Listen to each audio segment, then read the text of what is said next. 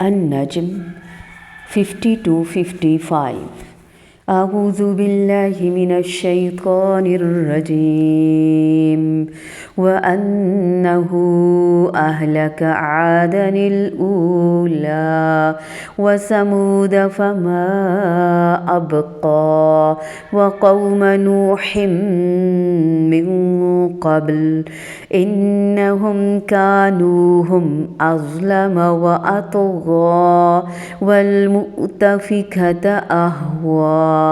فغشاها ما غشا فبأي آلاء ربك تتمارى وَأَنَّهُ اور بے شک وہی ہے اہلکا جس نے ہلاک کیا عادہ عاد الاولا اولا کو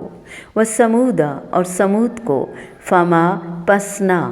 ابقا اس نے باقی چھوڑا وقوم نوح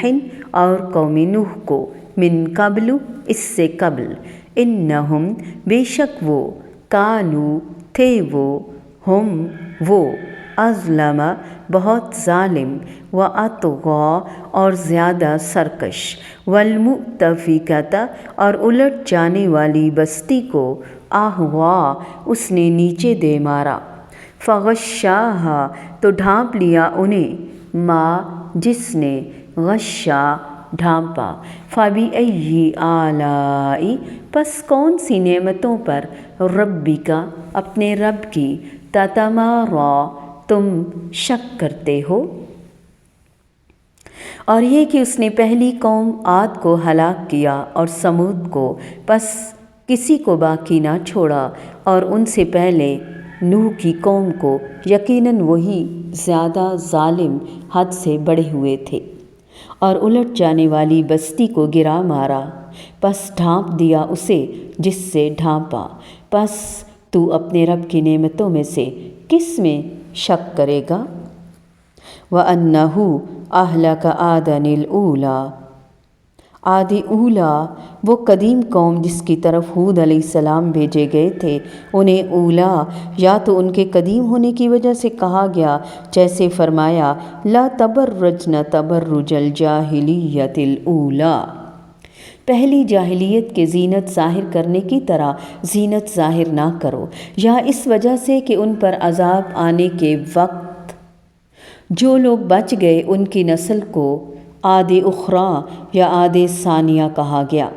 اکثر کے مطابق ہود علیہ السلام کی قوم کو عاد اولا اور صالح علیہ السلام کی قوم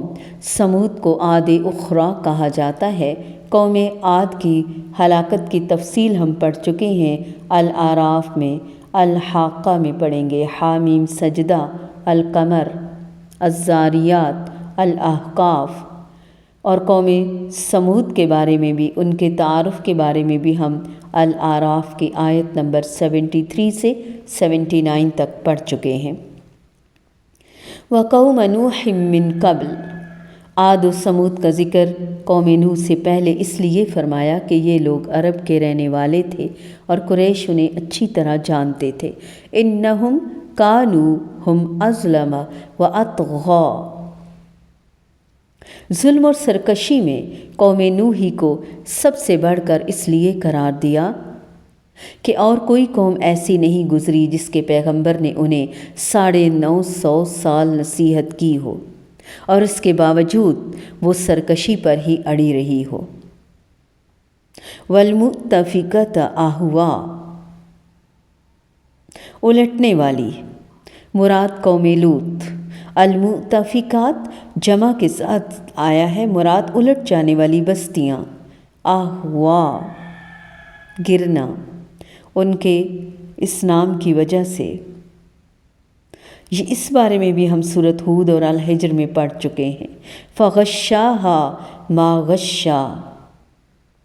غشیہ یغشا کسی چیز کا دوسری کو ڈھانپ لینا، غشی طاری ہونا، کسی چیز کو دوسری چیز پر ڈھانپ دینا۔ عذاب کی ہولناکی کے بیان کو مزید بھیانک کر کے بیان کیا گیا۔ فَبِأَيِّ آلَاءِ رَبِّكَ تَتَمَارَىٰ ان اقوام کی ہلاکت کے ذکر میں کون سی نعمت بیان ہوئی جس میں شک کی گنجائش ہی نہیں؟ نعمت سے مراد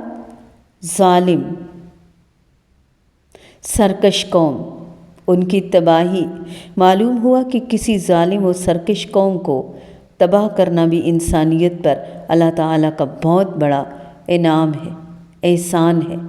ظلم اور سرکشی کے انجام سے آگاہ کر دینا بھی بہت بڑا انعام ہے، جیسا کہ سورۃ الرحمن میں مجرموں کے لیے جہنم کا عذاب بیان کرنے کے بعد فرمایا فَبِأَيِّ آلَاءِ رَبِّكُمَا تُكَذِّبَانِ، تم دونوں یعنی جن اور انسان اپنے رب کی نعمتوں میں سے کس کس نعمت کو جھٹلاؤ گے؟ وَأَنَّهُ أَهْلَكَ عَادًا الْأُولَى وَثَمُودَ فَمَا أَبْقَى وَقَوْمَ نُوحٍ مِّن قَبْلُ إِنَّهُمْ كَانُوا هُمْ أَظْلَمَ وَأَطْغَىٰ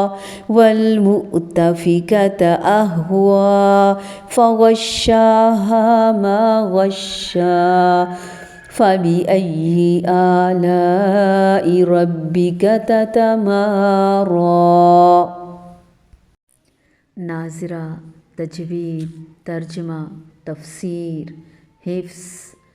ہر طرح کی کلاسز اور گھر کے تمام افراد کے لیے، بچے، بوڑھے، جوان، مرد، عورتیں، سب کے لیے اسلامیات لازمی، اختیاری، ترجمۃ القرآن، matric, F A, B A, B S, grammar, Arabic. آپ کیوں فائدہ نہیں اٹھا رہے؟ آپ فوراً ہم سے رابطہ کریں اور فائدہ اٹھائیں اور دوسروں کو بھی بتائیں۔